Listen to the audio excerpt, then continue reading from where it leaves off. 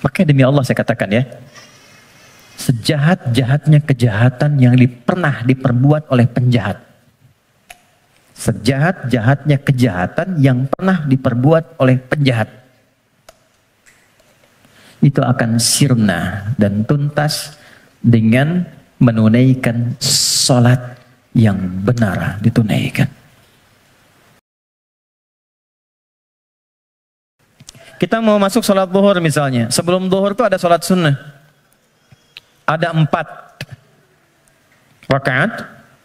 Bisa dibagi 2 rakaat, 2 rakaat. Kalau nggak sempat waktunya untuk 4, bisa 2. Hadis Ibnu Umar. Sebelum asar ada 4 rakaat. Rahimallahu imra'an shalla qabla al-'asri arba'an. Misal salat mutlak. Malam misalnya ada tahajud. Kita ingin coba bangun tahajud. Nggak usah yang tinggi-tinggi dulu. 2 rakaat aja dulu. Ya, 2 rakaat untuk melatih kenyamanan hati dan fisik kita. Jangan dipaksakan dulu. Malam ini 11, besoknya berhenti. Ya. Dan nggak usah panjang-panjang dulu. Saya selalu mengatakan kalau pengen tahajud dimulai, maka mulai dengan 2 rakaat tahajud, 1 witir. Ya, dan gunakan surah paling favorit yang bisa kita ucapkan, kita bisa bacakan. 3 kul kan? Dari wajahnya tuh kelihatan. Rakaat pertama qul a'udzu birabbil falaq, al-falaq. Ya kan? Antum kan enggak jauh dari al-asr, an-nasr, al-kautsar, al-falaq, an-nas, al-ikhlas. Pada ikhlas semua tuh. An-nas. Tutup witir dengan 1 rakaat, al-ikhlas. Ikhlas banget. Saking ikhlasnya cuma 1 gitu ya. Oke. Oke. Coba dulu itu. Sampai jiwa kita merasa bosan, nyaman jiwanya. Tapi kan kita mulai merasa bosan, masa ini terus? Besok kan jadi naik kan? Jadi 4, terus tambah ad-duha, al-insyirah. Lama-lama menikmati. Nah, ketika menikmati itu yang disebut dengan halawatul iman, nikmatnya beriman. Sudah pengen pindah surat. Kalau para penghafal Quran tuh adik-adik RKM biasanya murajaah. Al-Baqarah, Ali Imran, An-Nisa, biasa. Tapi kalau sudah paham esensi tahajud, yang dibaca itu kadang, kalau sudah mengerti, surat yang sesuai dengan kebutuhannya. Itu tingkat tertingginya. Misal, sedang ada persoalan yang berat ke jiwa. Nggak harus tinggi-tinggi. Baca rakaat pertama ad-duha, kedua al-insyirah.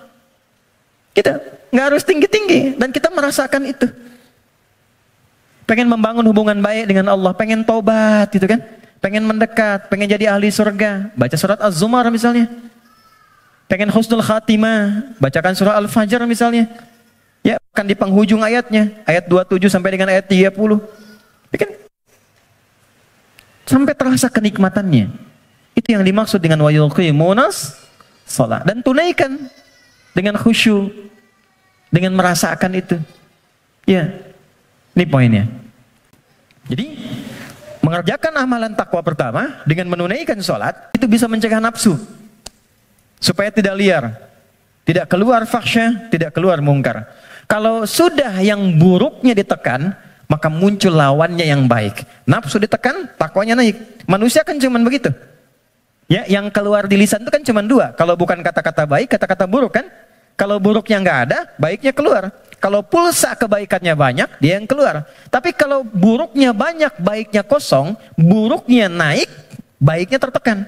Itu aja. Itu yang dimaksud al-imanu yazidu wa yantaqis. Yazidu bit-ta'ah, yantaqis bil maksiat. Kalau bermaksiat, naik buruknya. Kalau bertaat, naik baiknya. Ini konfirmasi awal. Maka nafsu dengan sholat bisa ditekan, maksiat bisa dihilangkan, sekat bisa dibuka. Dibukalah sekatnya. Ini. Pelan-pelan. Makanya demi Allah saya katakan ya, sejahat-jahatnya kejahatan yang pernah diperbuat oleh penjahat. Sejahat-jahatnya kejahatan yang pernah diperbuat oleh penjahat. Itu akan sirna dan tuntas dengan menunaikan sholat yang benar ditunaikan.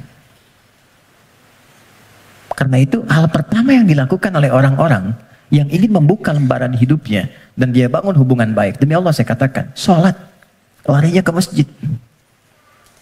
Dan lihat apa yang terjadi. Yang pertama Allah berikan bukan dunianya dulu teman-teman. Bukan dunia. Anda punya masalah, terlilit utang piutang dan sebagainya. Bukan dilunasi utangnya dulu. Tapi ditenangkan dulu hatinya. Nanti dari situ bisa membaca esensi kehidupan. Kemana sebetulnya hidup saya ini? Diajari nanti oleh Allah. Pola hidupmu salah selama ini. Makanya terjebak begini. Apa belum tiba waktunya kau menjadi orang yang baik? Apa enggak lihat orang-orang dulu yang pernah dulu begini, lebih buruk dari kamu, sekarang dia bisa jadi orang baik. Maka ditampakkan kisah si fulan, si fulan, si fulan. Enggak sengaja lihat YouTube, keluarnya malah sesuai dengan apa yang kita butuhkan. Dibuka. Nanti setelah sadar, keluar air mata tuh. Tenang, lapang, tiba-tiba ada orang datang di samping.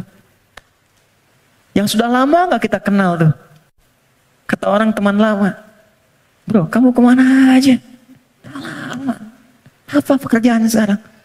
Cerita ngobrol, udah ikut saya aja. Pelan-pelan ikut berubah, masalah selesai tanpa terasa. Ada yang sedang tobat, sujud. Selesai ternyata husnul khatimah, wafat. Itulah salat. Jadi yang pertama yang Allah berikan lewat ibadah salat itu untuk membahagiakan dulu. Kebahagiaan yang dirasakan setelah tuntas mengurai satu persoalan itu disebut falah namanya. Falah. Karena itulah panggilan salat disandingkan dengan panggilan falah. Dengarkan suara muazin yang nyaring berkumandang itu. Hayya 'alas shalah. Setelah itu apa? Hayya 'alal falah. Itu kalau kita memahami makna falah dengan pendekatan ini, demi Allah saya katakan, tidak ada yang paling indah kecuali kebahagiaan ketika mendengar suara muadzin itu. Itu yang menjadikan sahabat Ali bin Abi Thalib sudah gemetar ketika mendengar suara adzan. Allahu Akbar, Allahu Akbar. Sudah nangis beliau. Saking ingatnya kasih sayang Allah. Tiba panggilan yang saat didengar oleh gunung. Kalau paham gunung itu mengerti bisa hancur saking merasakan nikmatnya dari Allah. Karena saat itu ada amalan yang kalau dosa bisa diampuni, permintaan dikabulkan, masalah diselesaikan. Salat. Kalau paham dengan ini, gak ada orang meninggalkan salat. Yang ada pengen salat terus.